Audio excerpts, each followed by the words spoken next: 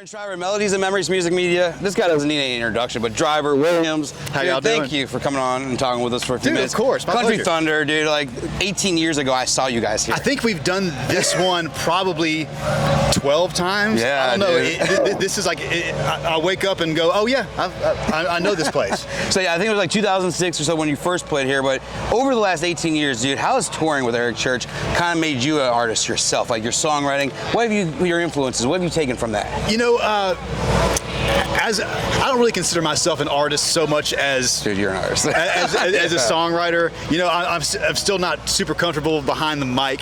Yeah. But you know, Eric has given me, you know, this opportunity to do my own show at his bar at Chiefs, and so I have gotten a little bit more comfortable with it.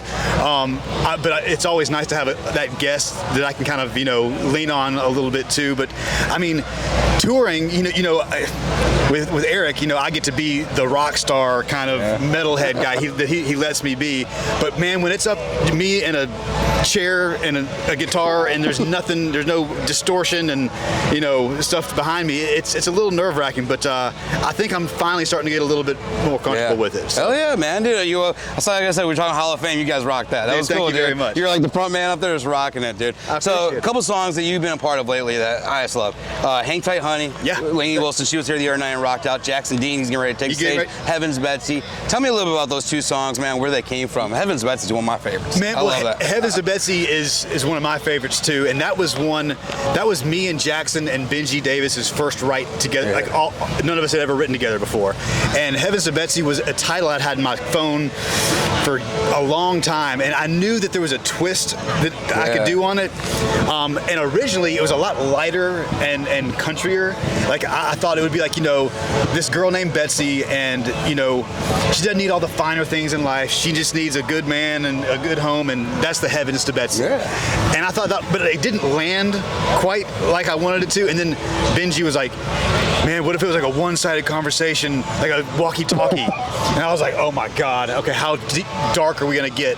And we went there. Yeah. And then Jackson and his band put a twist on it that like makes it like a rock and, you know, Kings of Leon type thing that we did not. It was written as a ballad in the room. Yeah. So that's where he just really shined. He closes out some shows with it.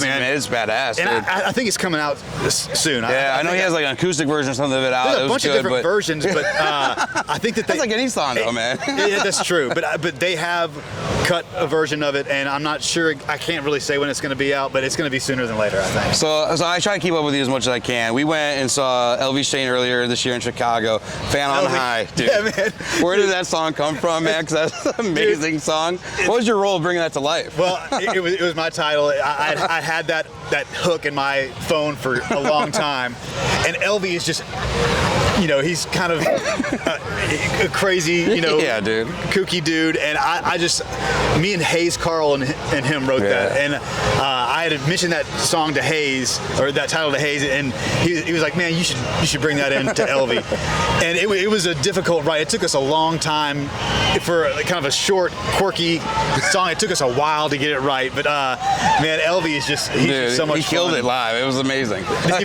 play it live? When we saw him, he played it live, and man, that's why I looked it up stuff. And I saw your name attached to it. I was like, dude, this is badass. Yeah, man. And then Hang Tight Honey was, you know, I had written the second chorus, or the second verse and the chorus. Yeah. And it was actually, we pitched it for Randall King because we wrote the first verse because of a story that Randall talked about, you know, getting a bus before he got a house.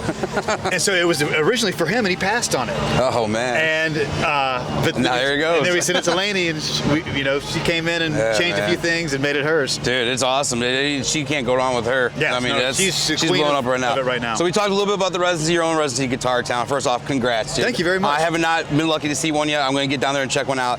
But like I've talked to so many people that have seen it. Awesome. To you, what does it mean having your own residency monthly? You got Ray Fulcher coming up, Eric Dillon. Got Eric Dillon. Dude, you got some badasses coming up. Yeah, I mean, it's like, you know, I've been doing the professional writing thing for, you know, 14 or so years now.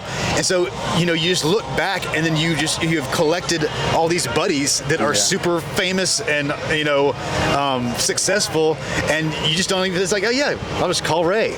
You know, I'll call Eric and these guys that have had tons of number ones, and they're having a blast. I'm having a blast. And as long as it keeps on on being fun, I'll keep on doing it. Yeah, and dude. you know, just thank Eric for giving me the venue and the opportunity to. It's a perfect venue for that. Like I heard about your one with Aaron right here. Now he has his own. Now he has his own. because it led to that. And probably. dude, that was the whole point of it. It was exposing my friends to it, and then John O'Neill, who books all the stuff there.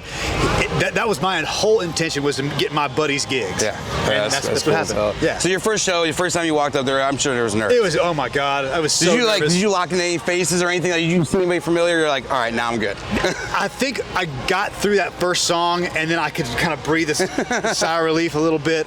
And then, I think that I'm not making doing myself any favors by going up there alone first. So the last time I brought Hyde, and we just started, just me and him. So I think that I'm going to start doing that. Is just instead bring him up. Just bring him up earlier.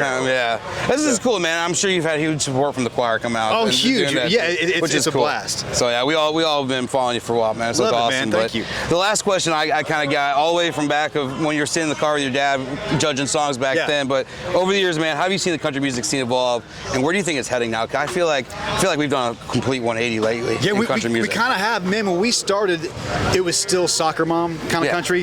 We were the kind of the rebel rock kind of guys, and so I think that we really brought that to the forefront, and that has come full circle where it's like almost active rock from the 2000s is the new country sound. Well, Nickelback headlining Nickelback is headlining here. Yeah. So while Nickelback is not necessarily my but but a lot of those similar kinds of bands, I think that we've had not influence on Nickelback, but I think that we've with guys like Austin Snell and these up and comers that have really kind of brought that active rock from the 2000s back. I think it's kind of come full circle, like you said. Yeah, dude. Like we heard people like last night talking about, my parents listen to Nickelback. We're like, oh man, now we're old. I know, because they just are rocked old. it last night. But it's like, that's cool, but it ain't Fall Guy metal, right? Yeah, From back in the day. Fall Guy metal. Yeah. I still got that CD, man. I hang on to that thing. It's a fun one. So, guys, Driver Williams, if you guys have not known about his songwriting, check it out. It's some of the best writing out there. He's up and coming. Do you think there will ever be a chance that we get a Driver Williams single?